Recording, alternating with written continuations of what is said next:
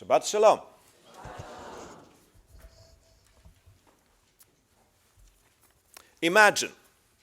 Imagine you are an extremely devoted, ambitious person, the ultimate overperformer, the person who says yes to everything.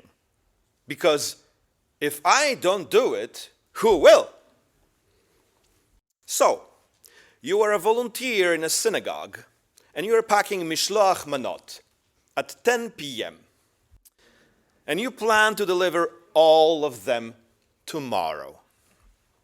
Oh, I forgot to tell you that the synagogue you are volunteering at is the Central Synagogue in New York. So, you need to deliver mishloach manot to roughly 3,000 households. It's early March, and it's snowing. How does it sound? Ridiculous.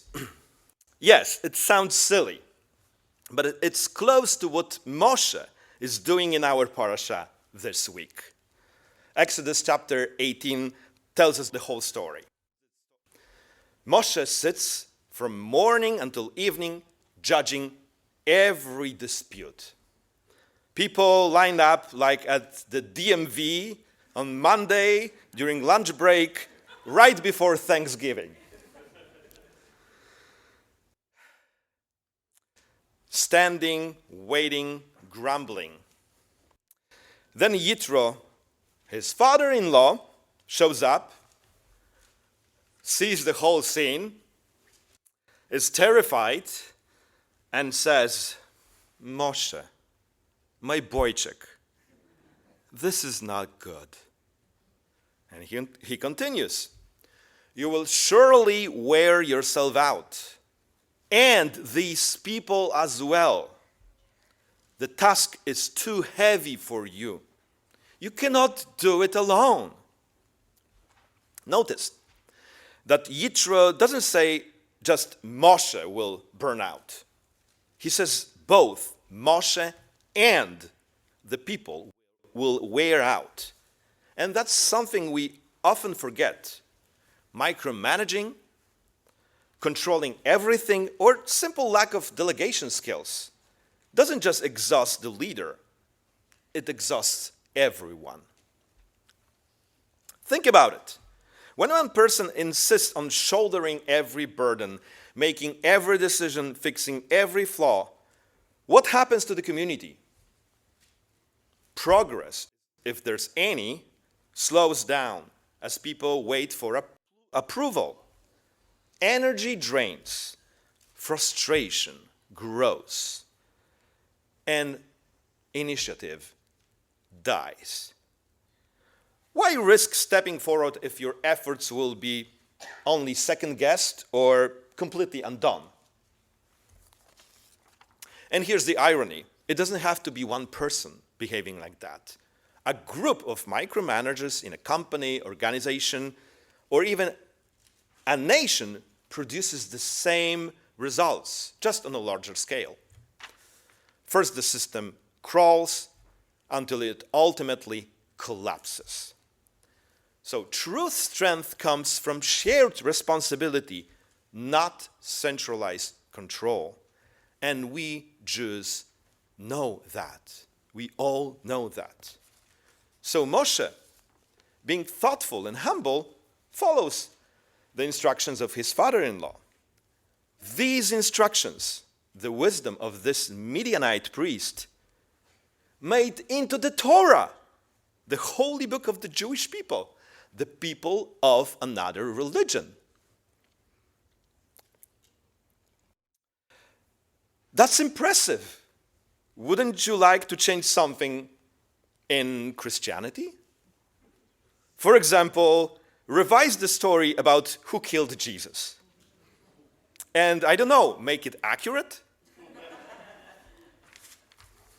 By the way, did you know that our Rabbi Abraham Joshua Heschel, actually did something pretty similar, close to that?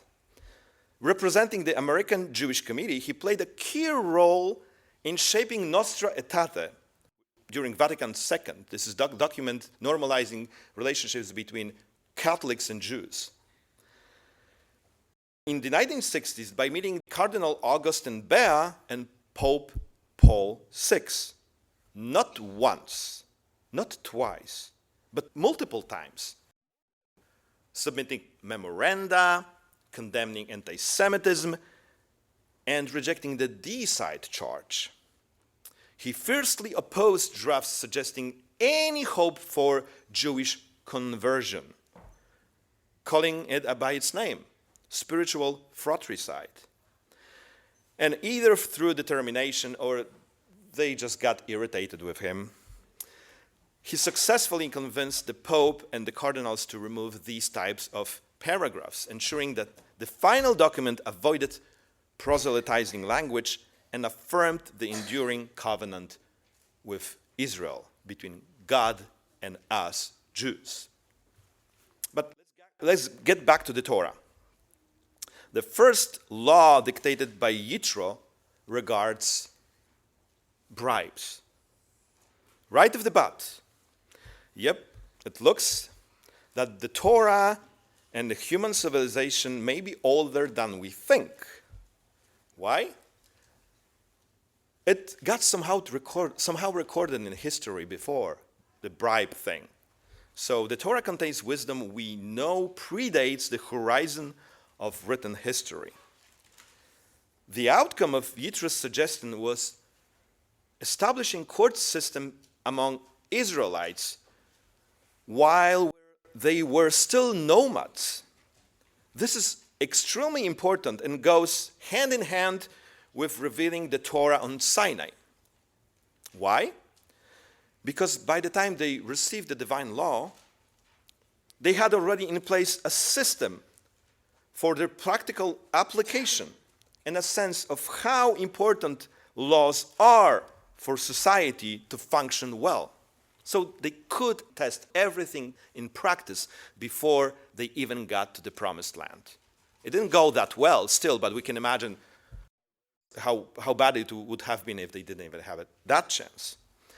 So before the conquering the promised land, at the brink of our history, this outsider had a profound impact on our growth.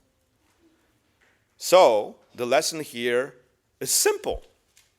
Always listen to your father-in-law. Every Shabbat is a divine gift.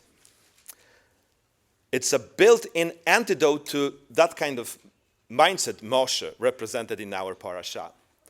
When we step away from the endless to-do list, when we unplug, rest, something miraculous happens. Our perspective on everything that is mundane slowly changes. After 25 hours of real rest, you look at the overflowing task list on Saturday night and think, wait, why on earth did I think it was a good idea to have a garage sale at 8 a.m. on Sunday morning? Shabbat clears the mental clutter. Shabbat exposes what's truly essential.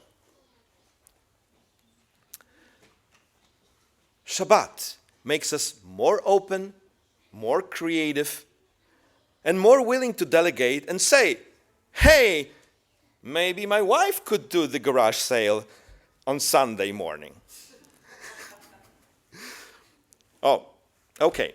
All joking aside, it reminds us that we don't have to be the hero of every story.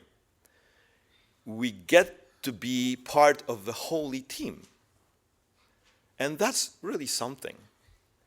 So tonight, as we welcome Shabbat, let's think about sharing our tasks, including those we perform on Shabbat. Let's trust each other's skills. Let's trust each other's judgment. And let God handle what's impossible for us. And by the way, this is something I certainly see here in this community. I would say more than anywhere else. So, when we do that, who knows, maybe after Havdalah, after we sing Eliyahu Hanavi, instead of Eliyahu showing up, maybe Yitro will show up and give us a PowerPoint presentation, 10 more tips from the ancient Midianite priest. Shabbat Shalom.